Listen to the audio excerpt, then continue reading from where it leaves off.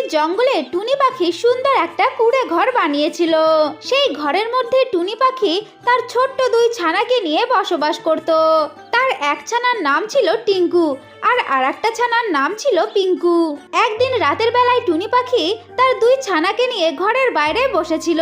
ঠিক তখনই টিঙ্কু তার মাকে বলে ওঠে, মা মা আমার খুব খিদে পেয়েছে, তুমি যাও না একটু বাইরে, আমার জন্য কিছু খাবার নিয়ে আসো।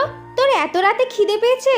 এখন তো ঘরে একটাও খাবার নেই, এখন তোকে আমি কি খেতে দিই বলতো? ঠিক আছে, তোরা দুইজন এইখানেই বস, আমি দেখি প্রতিবেশীদের কাছ থেকে কিছু পাওয়া যায় নাকি। তোরা দুজন কিন্তু এইখানেই থাকিস, কোথাও যাবি না কিন্তু, আমি এক্ষুনি যাব আর আসবো, কেমন?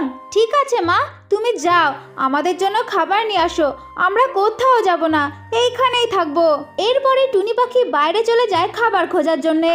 ঠিক তখনই সেইখানে একটা ভয়ানক ডাইনি চলে আসে। আর এসে ডাইনিটা টিঙ্কু পিঙ্কুকে বলতে থাকে, আরে এ কি দেখছি আমি, আমার সামনে যে ছোট ছোট কচি কচি দুটো বাচ্চা, আজকে আমি তোদের দুজনকে একা পেয়েছি, এখন তো আমি তোদেরকে ধরেই খেয়ে ফেলবো, তোদেরকে খেয়ে আমি আমার খিদেটা মেটাবো। এই কথা বলে ডাইনিটা টিঙ্কু আর পিঙ্কুকে কপ করে গিলে খেয়ে নেয়। খাওয়া হয়ে গেলে ডাইনিটা সেইখান থেকে চলে যায়। কিছুক্ষণ পর টুনি পাখি তার বাড়িতে ফিরে আসে আর এসে দেখে তার বাচ্চা দুটো সেইখানে নেই। এই দেখে টুনি পাখি ভীষণ কান্নাকাটি করতে থাকে আর কান্নাকাটি করতে করতে বলতে থাকে, এ কি, আমার বাচ্চারা ওরা কোথায় গেল? ওদের দুজনকে তো আমি এইখানেই বসে থাকতে বলেছিলাম, কিন্তু ওরা গেল কোথায়? টিঙ্কু পিঙ্কু রে, তোরা গেলি কোথায়? আয় এদিকে ফিরে আয়, দেখ আমি তোদের জন্য খাবার নিয়ে এসেছি। এই কথা বলে বলে টুনি পাখি বড্ড কান্নাকাটি করতে থাকে।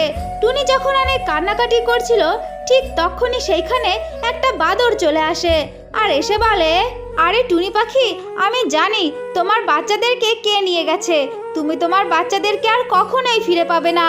আমি গাছে বসে দেখছিলাম একটা ভয়ানক ডাইনি তোমার বাড়িতে এসেছিল আর এসে তোমার বাচ্চাদেরকে খেয়ে চলে গেছে। কি বলছো তুমি? আমার বাচ্চাদেরকে ডাইনিটা খেয়ে চলে গেছে? না, ওকে তো উচিত শিক্ষা অবশ্যই দিতে হবে। আজও আমার বাচ্চাদেরকে খেয়েছে, কালও আরও পাখিদের বাচ্চাদেরকে খাবে। না, আমি এক্ষুনি একটা সাধু বাবার কাছে যাব আর ওই ডাইনিটার আমি উচিত ব্যবস্থা অবশ্যই করব। এই কথা বলে টুনি পাখি একটা সাধু বাবার কাছে চলে যায় আর গিয়ে সমস্ত ঘটনা খুলে বলে। তখন সাধু টুনি পাখিকে বলে, টুনি, তুই যখন আমার কাছে এসেছিস আমি অবশ্যই তোকে সাহায্য করব। এই কথা বলে সাধু মন্ত্র উচ্চারণ করতে থাকে। ঠিক তখনই সেইখানে ওই ডাইনিটা চলে আসে। তখন ওই সাধু তার জাদুর শক্তি দিয়ে ডাইনিটাকে আগুনে পুড়িয়ে দেয় আর ডাইনিটার সাথে সাথে সেইখানেই মারা যায়।